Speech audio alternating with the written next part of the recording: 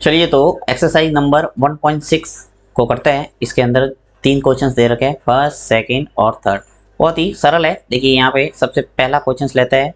पहले का पहला क्या दे रखा है, 67 की घात 1/2। इससे पहले मैंने वीडियो बना के आपको घातांक नियम को अच्छे ढंग से बता दिया है। आपने यदि वो वीडियो नहीं देखा है तो उसको जरूर देखना, तभी आपको इस क्वेश्चंस को समझने में आसानी रहेगी। तो देखिए यहाँ पे मैं 67 की घात 1/2 को सॉल्व कर रहा हूँ। इसमें क्या करना है, सबसे पहले जो आधार है यानी जो 64 है उसको क्या बोलेंगे, आधार, और घात क्या है 1/2। तो जो 67 है इसके करना है आपको अभाज्य गुणनखंड। तो अभाज्य गुणनखंड कर लेते हैं यहाँ पे मैं। देखिए 67 और उसके अभाज्य गुणनखंड करते हैं। अभाज्य गुणनखंड आपने 8वीं में अच्छे ढंग से समझे हुए। देखिए सबसे पहले आपको 2 का भाग देना है इस संख्या के अंदर। अगर 2 का नहीं जाएगा तो 3 का देना है, ठीक है। तो यहाँ देखिए 64 है यानी सम संख्या है तो 2 का भाग इजीली जाएगा। तो यहाँ मैं 2 का भाग दे देता हूँ। 2 का भाग दिया, 67 में कितनी बार गया, 32 बार। फिर वापस भाग दो, 32 में 2 का भाग कितनी बार जाएगा, 16 बार। 16 दूनी 32। फिर 16 में 2 का भाग कितनी बार जाएगा, 8 बार। 8 में 2 का भाग वापस जा रहा है, देखिए कितनी बार, 4 बार। और 4 में 2 का भाग वापस जाएगा 2 बार, और 2 में 2 का भाग वापस जाएगा 1 बार। तो इस ढंग से जो 66 है यानी 64 है, इसके अभाज्य गुणनखंड हमारे पास आ गए 1 2 3 4 5 और 6, यानी 6 बार 2 को लिखना है। तो यहाँ लिख लेता हूँ। देखिए 2 इंटू 2 इंटू 2 इंटू 2 इंटू 2, कितने हो गए, 1 2 3 4 5 हो गए। एक और लिखना पड़ेगा। तो ये जो 64 है उसके स्थान पर मैंने इनको रिप्लेस किया है। जब गुणा करेंगे देखिए 2 इंटू 2 कितने हो गए, 4, 4 इंटू 2 8, 8 इंटू 2 16, 16 इंटू 2 32, 32 इंटू 2 66। तो वापस आ रहा है 66, यानी 66 के स्थान पर सिर्फ रिप्लेस किया मैंने इस अभाज्य गुणनखंड को। ओके, ऊपर जो घात है 1/2 उसको ऐसा का ऐसा लिखना है, इसमें कोई चेंज नहीं। अब आपको क्या करना है, घातांक नियम से इसको प्रेजेंट करना। देखिए 1 2 3 4 5 और 6, तो इसको लिख सकता हूं मैं 2 की घात 6, राइट। इस पूरे को मैंने 2 की घात 6 लिख दिया क्योंकि ये 6 बार था गुणा में। अब ये जो 1/2 है घात, इसको भी ऐसे कैसे लिखो, ठीक है। तो इस घातांक नियम से क्या स्थिति बनेगी, देखिए ये जो 6 है इसका गुणा हो जाएगा 1/2 से। तो यहाँ लिख लेता हूं मैं 2 और 6 और 1/2 का कर देते हैं गुणा, क्योंकि देखिए 1 की घात m इंटू n, ये स्थिति बनी है 1 की घात m और n। अब देखो 6 के अंदर 2 का भाग इजीली जा रहा है, 2 से ये 6 है वो कट जाएगा कितनी बार, 3 बार।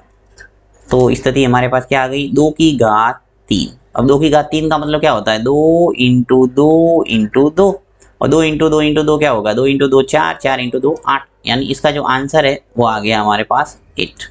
तो ये तरीका है पहले क्वेश्चंस को करने का। नेक्स्ट करते हैं दूसरा। ये 32 की घात 1/5 है, तो इसको भी ऐसे ही करना है। अभाज्य गुणनखंड करके लेता हूँ मैं इसको।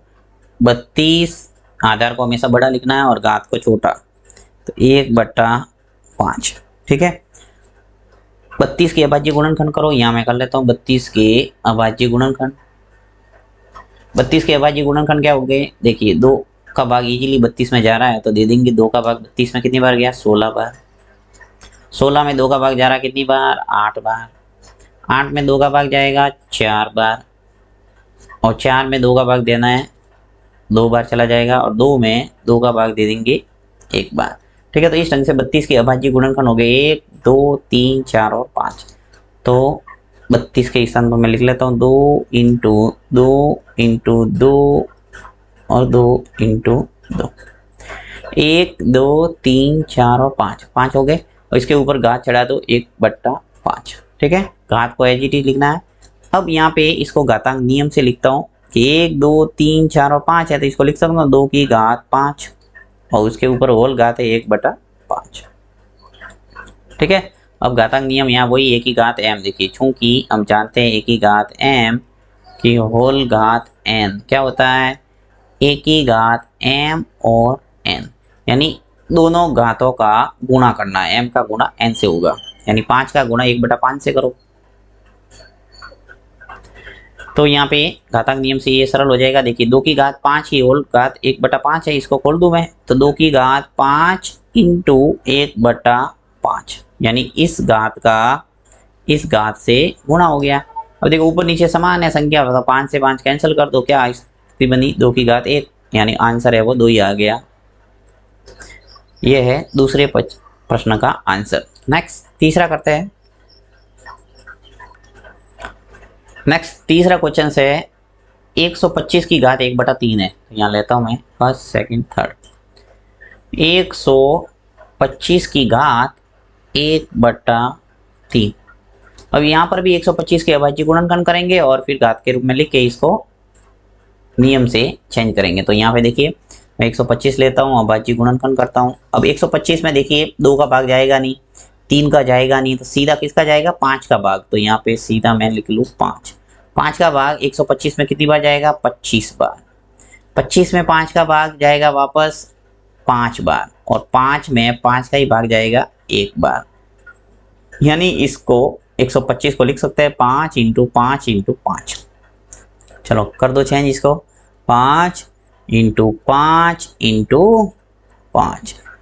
125 को लिख दिया मैंने इस रूप में, और 1/3 घात ऐसा का ऐसा। और 5 इंटू 5 इंटू 5 है तो इसको लिख दो 5 की घात 3, और इसकी होल घात हो जाएगी 1/3। 1 2 3 है तो इसको 5 की घात 3 लिख दिया। अब इसको वही फॉर्मूला से खोलेंगे। फॉर्मूला कौन सा लगेगा, यहाँ a की घात m की होल घात n है, तो इसको करेंगे चेंज a की घात m n में, यानी इस m का गुणा n से करना है। तो 3 का गुणा किससे होगा 1/3 से। चलो इसको करो सॉल्व। तो क्या स्थिति बन जाएगी, देखिए 5 की घात 3 इंटू 1/3। अब 3 से 3 चेंज कर दो, 3 से 3 है वो कट जाएगा, यहाँ पे 3 से 3 उड़ गए, तो क्या बचा हमारे पास 5। ये आ गया आंसर। तो ये है पहले के तीनों क्वेश्चंस के आंसर। नेक्स्ट करेंगे हम दूसरा क्वेश्चंस।